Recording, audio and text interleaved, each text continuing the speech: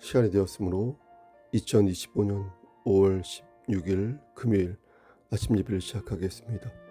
다 같이 주의 기도로 시작합니다. 하늘에 계신 우리 아버지여, 이름이 거룩히 여김을 받으시오며 나라가 임하옵시며 뜻이 하늘에서 이루어진 것 같이 땅에서도 이루어지이다.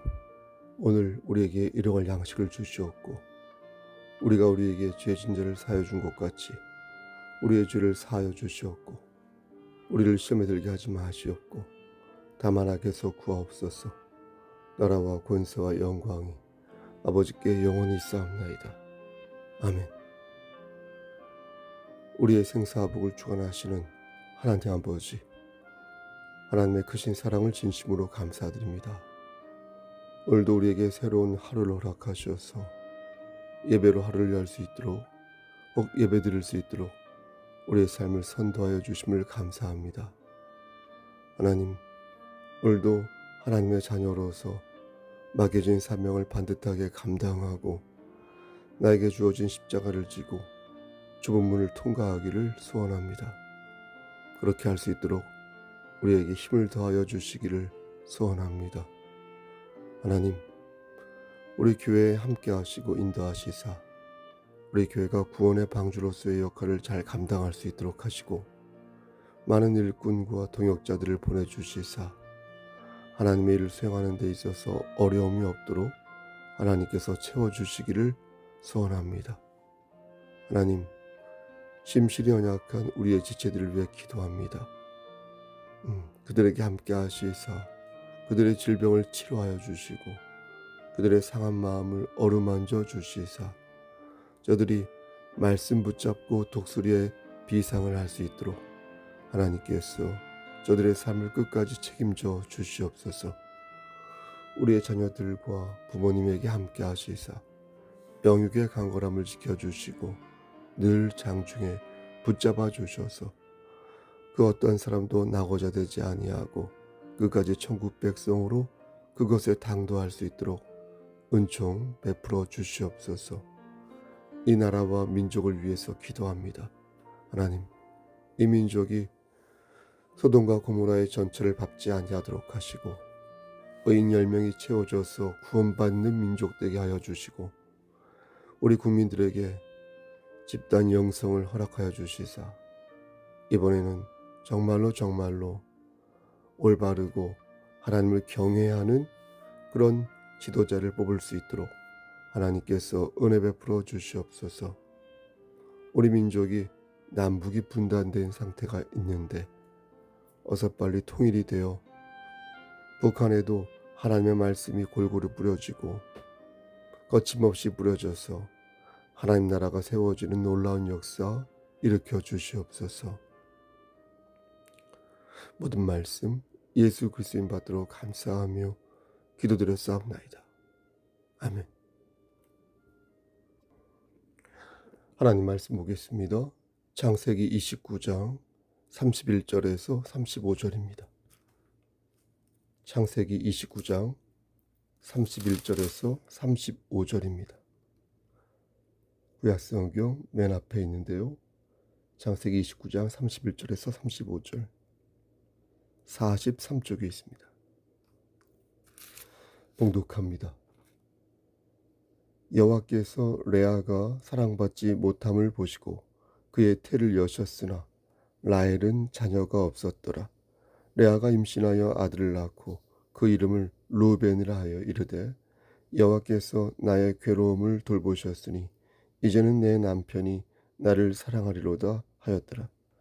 그가 다시 임신하여 아들을 낳고 이르되 여호와께서 내가 사랑받지 못함을 들으셨으므로 내게 이 아들도 주셨도다 하고 그의 이름을 시므온이라 하였으며 그가 또 임신하여 아들을 낳고 이르되 내가 그에게 새 아들을 낳았으니 내 남편이 지금부터 나와 연합하리로다 하고 그의 이름을 레위라 하였으며 35절 그가 또 임신하여 아들을 낳고 이르되 내가 이제는 여호와를 찬송하리로다 하고 이로 말미암아 그가 그의 이름을 유다라 하였고 그의 출산이 멈추었더라.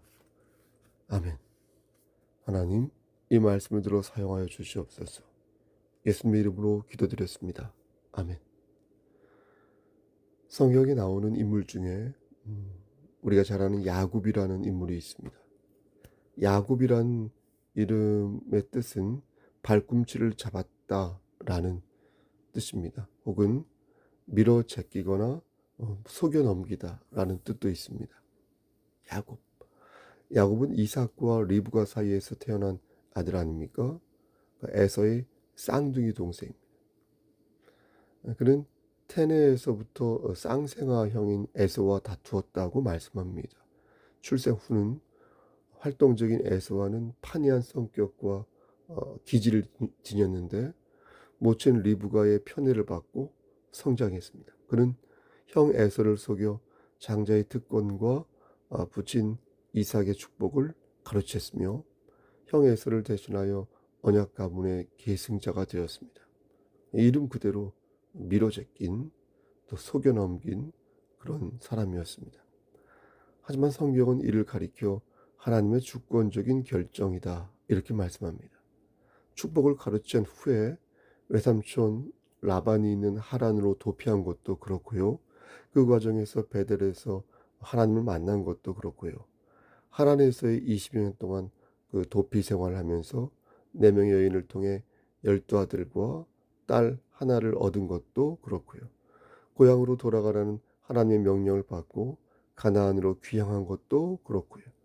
야복 강가에서 어떻습니까?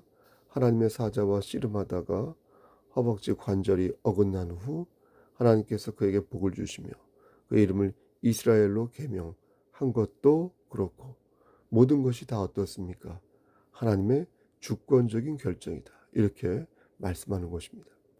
야곱은 그렇게 이스라엘의 조상이 되었고 그의 12아들은 12지파의 조상들이 되었습니다. 하지만 야곱은 여러 면에서 부침이 강했던 심했던 그런 사람이었습니다. 가나안 땅 헤브론에 정착한 후 가정적으로 겪었던 여러 고통스러운 일들을 생각하면 사실 우리의 인생과 별반 다르지 않습니다. 장자 루벤이 서모 빌하와 간통한 것도 어떤 면에서 그렇고요. 또 요셉을 시기한 아들들이 요셉을 애굽으로 팔아넘긴 것도 그렇고 아내 라헬과의 사랑과 죽음도 그렇고 여러 면에서 기구하고 드라마틱한 어떤 극적인 삶을 살았으니 우리의 인생과 역시 크게 다르지 않은 것입니다. 여러분 그렇지 않습니까? 그의 아내 라헬도 보통이 아니었습니다. 야곱은 라헬과 사랑에 빠졌지만 단번에 라헬과 결혼한 것이 아니라 레아와 결혼한 후 7년이 지나서야 결혼을 다시 할 수 있었습니다. 야곱은 7년을 수일처럼 여기면서 일을 하였지만 라반에게 속았고 동생이 언니보다 먼저 결혼할 수 없다는 라반의 거짓말에 어쩔 수 없이 7년을 더 일한 후에 라헬과 결혼했습니다. 이러다 보니까 성경은 야곱과 라헬에 초점을 두고 있습니다.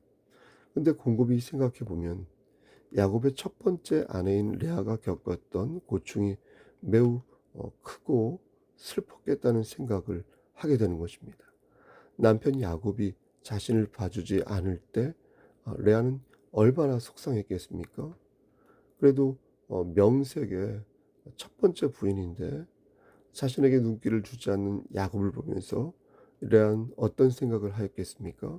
물론 남편 야곱도 장인이자 외삼촌이었던 라반에게 이렇게 속아 사기를 당한 것이지만 그래도 결혼을 했으니 온전한 가정을 꾸려야 하는데 야곱은 오직 라헬만 생각하고 있으니까 레아 입장에서 볼 때 얼마나 자괴감이 무너졌는지 얼마나 자괴감이 생겼는지 충분히 예상할 수 있는 것입니다.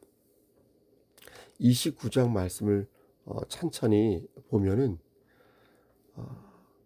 야곱이 장인에게 속았다라는 사실을 아는 순간부터 야곱이 레아를 마음에서부터 지웠다라는 것을 알 수 있습니다. 그러니까 레아와 좀 살다가 도저히 안 되겠다 싶어 라헬을 선택한 게 아니라 창세기 27절과 28절 말씀 보면 장인이자 외삼촌이었던 라반이 7년 더 일하면 내가 라헬을 줄게 이렇게 말하자마자 곧바로 야곱이 그대로 하였다라는 것을 알 수 있다는 것입니다. 이렇게 되면 언니 레아의 마음이 무너지고 동생 라헬의 마음은 헛된 기대심을 갖게 되는 것이기에 어떻습니까? 양쪽 다 비참한 삶을 살게 되는 것입니다. 지금 생각해 보면 도저히 납득이 가지 않는 행동이지만 그쵸? 어쨌든 당시에는 중원 제도가 허용되어 있어서 이런 말도 안 되는 일들이 빈번하게 일어났던 것입니다. 여기서 한 가지 짚고 넘어갈 것은 이러한 중원 제도 있죠. 중혼 제도. 이 중원 제도가 결코 하나님의 뜻이 아니었다는 것입니다. 여러분도 아시다시피 아담과 하와는 한 사람의 아내와 한 사람의 남편으로서 아름다운 가정을 꾸리고 있었지 않습니까? 그러니까 성경적인 결혼과는 분명 일부 일처제인 것입니다. 그런데 타락 이후 인간성이 변질하였고 그러면서 중혼제도가 만들어지면서 온갖 암투에 의한 그 막장 드라마, 소위 막장 드라마가 만들어지게 된 것입니다. 이런 식으로 결혼과 가정이 악다구니판이 된 것을 하나님에게 탓을 돌린다? 그건 아닌 것이죠. 그야말로 적반하장인 것입니다. 레아의 마음을 좀 더 헤아려 보면 딱한 마음이 더 커집니다. 레아의 성격은 많이 좀 우울했던 것 같습니다. 29장 17절 말씀을 보면 레아는 시력이 약하고 라헬은 곱고 아리따웠다라고 말씀하는데 여기서 시력이 약하다는 것은 예전에 한번 말씀드린 적이 있는데 눈이 잘 안 보인다는 뜻이 아니라 총기가 결여되어 있다라는 뜻입니다. 그래서 킹 제임스 버전에는 시력이 약하다고 기록되어 있지 않고 tender라고 해서 연약하다 그런 뜻으로 기록되어 있습니다. 그러니까 엘비스 프레슬리가 불렀던 Love Me Tender란 노래 있죠. 여기서 tender는 부드럽다는 뜻이지만 이 킹 제임스 버전에서의 tender의 의미는 뭔가 좀 우울하고 힘이 빠져 있으며 맥이 풀린 그런 의미가 되겠습니다. 우리는 레아의 모습이 어떤 모습이었는지 대충 짐작이 가능한 것입니다. 그녀의 얼굴은 수심이 가득 차서 그의 얼굴을 보고 있으면 한숨이 나오는 거예요.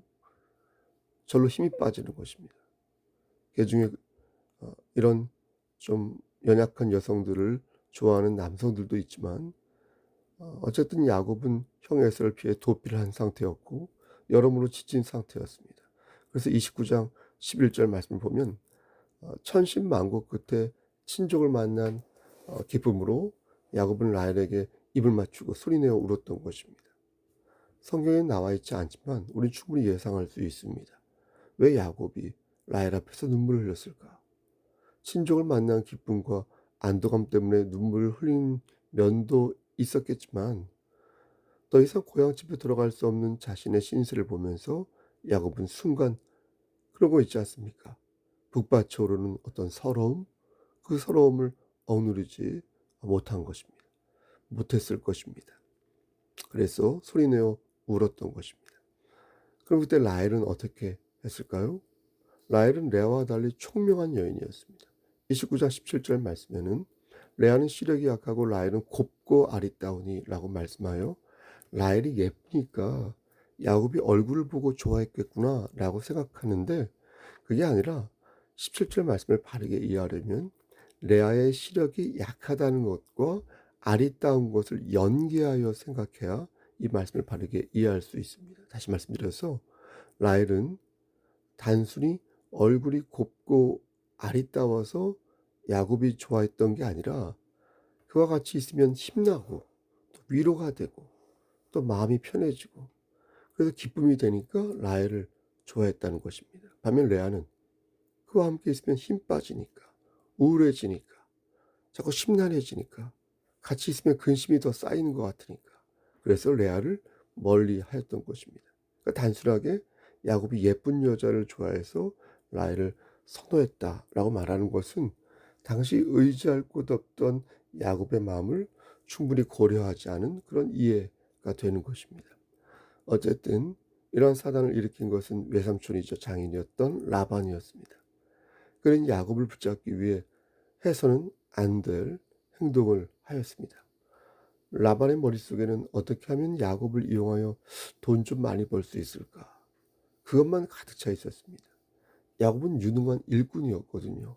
그렇다면 정당한 대가를 치르고 야곱을 사용해야 하는데 수익은 나누어 갖기 싫고 일만 일할 사람은 필요하고 이런 배은만덕한 방법으로 야곱을 속인 것입니다.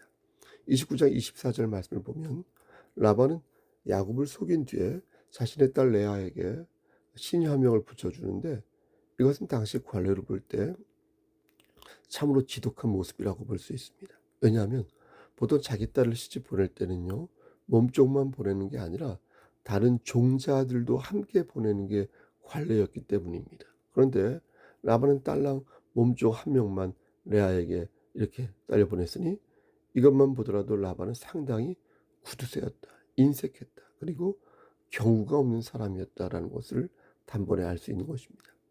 첫째 딸 레아에게만 그랬던 것이 아닙니다. 7년 동안 야곱을 실컷 부려먹고 나서 이제 둘째 딸 라헬을 보냈는데 그때에도 라반은 딸랑 몸종 하나만 딸려 보낸 것입니다. 그러니까 가지고 있는 재물이 없었던 것도 아니고 그동안 야곱이 일을 안 했던 것도 아닌데 라반은 정말이지 겨우가 없는 그런 행동을 연속으로 두 번이나 한 것입니다. 야곱은 라반에게 처음 속았을 때 이렇게 말했습니다. 29절 25절 말씀 중간에 외삼촌이 어찌하여 내게 이같이 행하였나이까? 내가 라헬을 위하여 외삼촌을 섬기지 아니하였나이까? 외삼촌이 나를 속이심은 어찌 됨이니까? 근데 우리는 야곱의 이러한 말에서 묘한 어떤 데자뷰, 어떤 기시감 이런 걸 떠올리는 것입니다. 야곱은 연로한 아버지 이삭의 결점을 이용하여 어떻게 했습니까?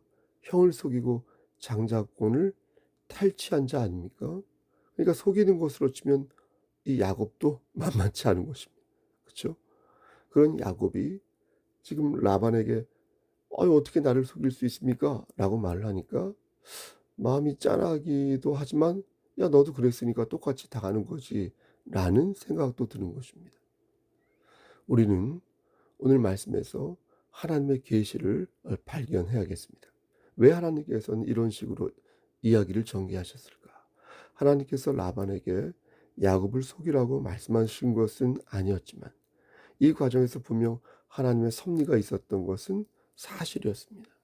그렇다면 하나님께서는 이렇게 꼬여있는 상황에서 야곱에게 무엇을 말씀하시려고 한 것일까 궁금해지는 것입니다. 야곱은 외삼촌이 어떻게 나한테 이럴 수 있습니까? 라고 울분을 터뜨릴 때 분명 자기 자신을 돌아보았을 것입니다.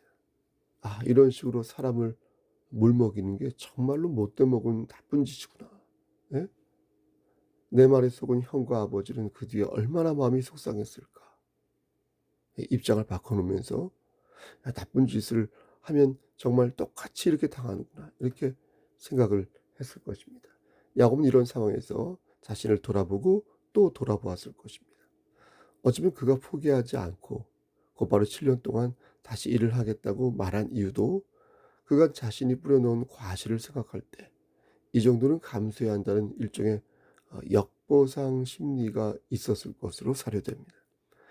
야곱은 7년을 무보수로 더 일하였고 드디어 라헬을 두 번째 아내로 받아들이게 됩니다. 근데 이 구도가 너무 애매해서 레아는 레아대로 또 라헬은 라헬대로 가슴 앓이를 하게 됩니다.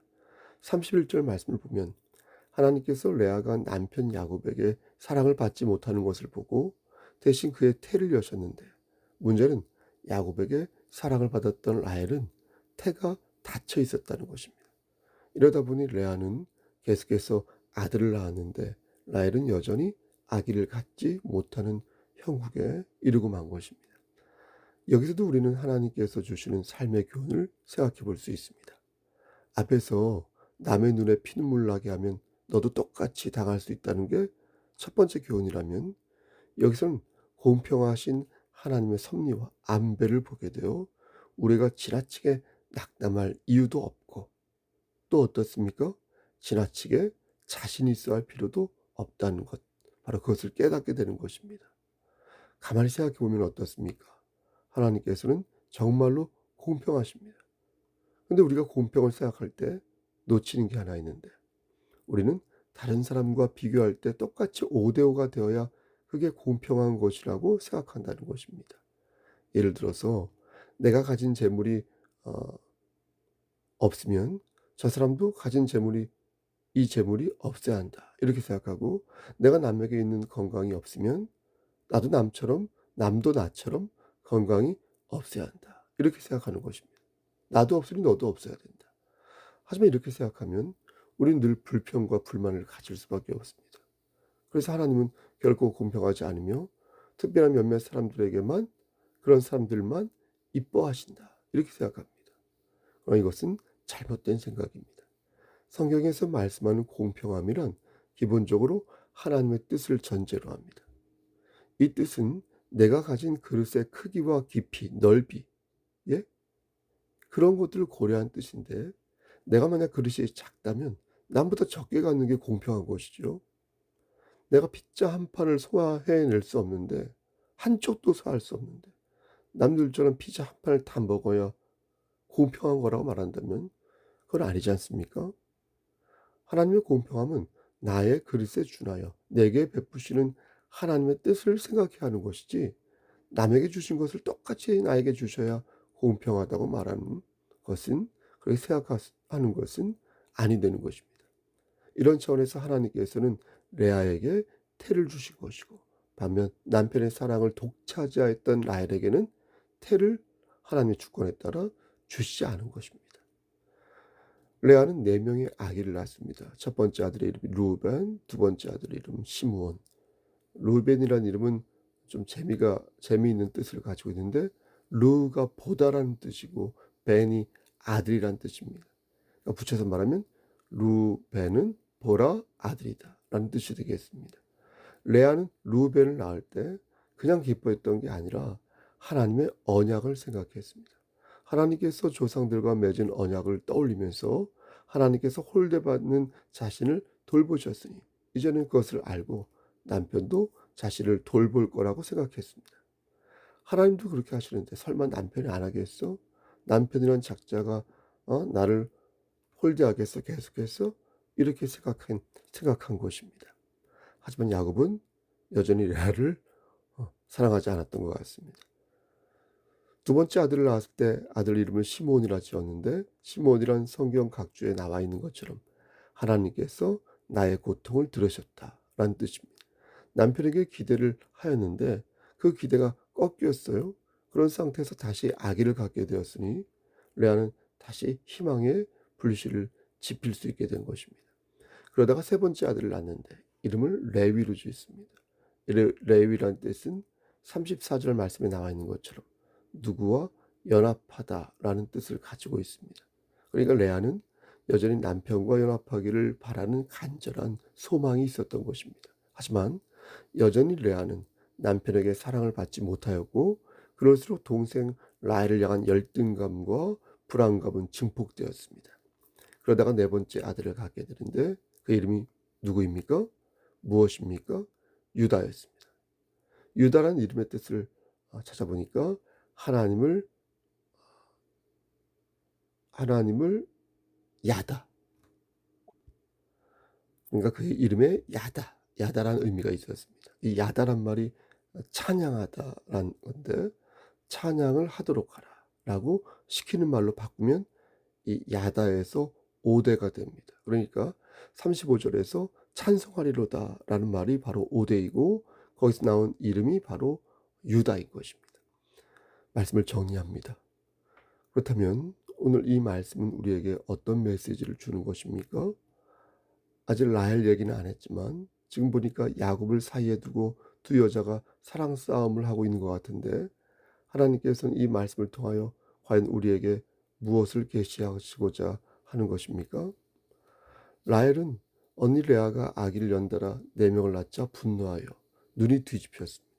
창세기 30장 말씀 보면 라헬은 남편에게 찾아가 내게 자식을 낳게 하지 않으면 죽어버릴 것이다 이렇게 말하는데 이 말에 야곱은 당황하여 말하기를 그대가 임신하지 못하는 게 왜 내 잘못인가? 그것은 하나님이 그렇게 하신 것이니 어찌 내가 하나님을 대신하겠는가? 라고 되받아칩니다. 그러자 라헬은 무리수를 두는데 30장 3절 말씀에 내 여종 비라에게로 들어가라 아들을 낳게 하라 라고 말합니다.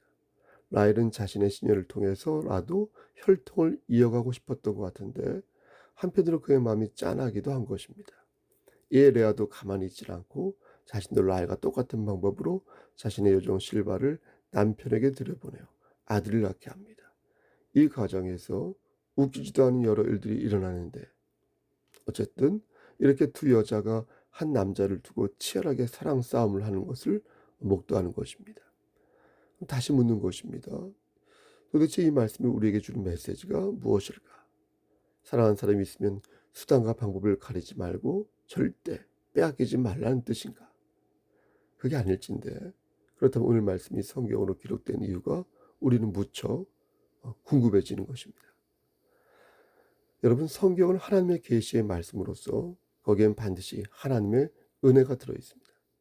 여러 경로를 통하여 많은 스토리가 포진되어 있어도 결국에 그것이 지향하는 것은 하나님의 은혜이신 예수 그리스도라는 것입니다. 하나님께서는 예수 그리스도가 어떤 경로를 거쳐서 육신의 몸으로 오게 되었는지 오늘 말씀을 통해 가르쳐 주고 계신 것입니다. 놀랍게도 레아의 아들 중에 예수 그리스도의 조상이 있으니 하나님께서는 그 조상을 세우는 데 있어서 수수방관하신 것이 아니라 친히 역사하셨다라는 것을 오늘 말씀에서 가르치시는 것입니다. 여러분, 그렇다면 그 아들이 누구겠습니까? 바로 네 번째 아들 유다가 되겠습니다. 레아가 낳은 네 번째 아들 유다의 후손에서 예수 그리스도가 탄생하였다. 그러니 이는 낮은 자를 높이사 크게 사용하신 하나님의 섭리였던 것입니다. 여러분, 야곱이 낳은 자식은 유다만 있었던 게 아니었습니다. 하지만 성경은 그 많은 자식 중에서 유다를 콕 집어 말씀하고 있는 것입니다. 이게 바로 하나님의 섭리인 것입니다. 어느 누가 레아의 아들, 그것도 네 번째 아들 유다의 후손에서 예수 그리스도가 나올 것이라고 예상했겠습니까? 레아가 알았겠습니까? 야곱이 알았겠습니까? 아니면 그의 아버지 이삭과 그의 할아버지 아브라함이 알았겠습니까? 아무도 알지 못했습니다. 낮은 자를 들어 신앙의 계보를 잊게 하시고 들떨어지고 자꾸만 낮아빠지는 그런 사람을 들어 이렇게 하나님께서 역사하실지 아무도 몰랐습니다. 우리는 이 말씀을 현재 우리에게 적용할 수 있습니다. 여러분, 우린 누구입니까? 우린 예수 그리스도에게 속한 자로서 아브라함의 후손이 된 자 아닙니까? 그래서 예수 그리스도의 계보는 곧 우리의 계보가 되었지 않습니까? 우리 안에 그리스도 예수가 계심으로 우린 약속대로 유업을 이을 자들 아닙니까? 하나님께서는 우울한 자, 힘이 없는 자, 눈에 초점을 잃고 총명하지 않으며 남편에게 사랑을 받지 못하고 열등감에 쩔어 살았던 레아를 사용하사 그 신 하나님의 뜻을 이루셨다는 것입니다. 그리고 지금 우리에게도 동일한 음성으로 말씀하는 것입니다. 우울한 자, 힘이 없는 자, 눈에 초점 잃고 비교해 볼 때 열등감에 쩔어 있는 자, 다 내게로 오라. 내가 너희를 쉬게 하리라. 너를 들어 내가 사용하리라. 사랑하는 성도 여러분, 하나님께서는 우리에게 예수 그리스도라는 말씀을 주셨습니다. 내가 그리스도와 함께 십자가에 못 박혔나니 그런즉 이제는 내가 사는 것이 아니요 오직 내 안에 그리스도께서 사는 것이라. 이제 내가 육체 가운데 사는 것은 나를 사랑하사 나를 위하여 자기 자신을 버리신 하나님의 아들을 믿는 믿음 안에서 사는 것이라. 여러분, 믿으십니까? 여러분, 우리 자신이 아무것도 아니라고 생각할 때 우리는 이 말씀을 떠올려야 할 것입니다. 난 진짜 아무것도 아니다. 이렇게 생각할 때 이 말씀을 떠올려야 할 것입니다. 하나님의 사랑을 떠올려야 할 것입니다. 눈앞에 총기가 사라지고 그 사랑과 자꾸 나를 비교하게 되고 그래서 내가 한없이 작게만 느껴질 때 여러분들 향하신 하나님의 섭리를 기억하시기를 바랍니다. 우리는 믿음 안에서 사는 사람들입니다. 믿음 안에서 사는 사람들은 하나님의 보호하심 아래 있으니 넘어져도 아주 넘어지지 않는다. 자빠져도 아주 자빠지지 않는다. 여러분, 하나님께서 여러분 삶 위에 늘 함께 하시사 이기는 자로 만들어 주시기를 주님의 이름 받들어 간절히 축원합니다. 아멘. 이제는 우리를 죄에서 구속하여 주신 우리 구주 예수 그리스도의 은혜와 아버지 하나님의 만극하신 그 사랑하심과 성령 하나님의 교통하시고 인도하시는 모든 역사하심이 하나님 말씀 안에서 오늘도 이기는 자가 되기를 소원하는 여기 모인 성도, 그들의 가정, 이 재단과 이 나라 위에 하나님의 사랑하심이 세세토록 함께 계실지어다. 아멘.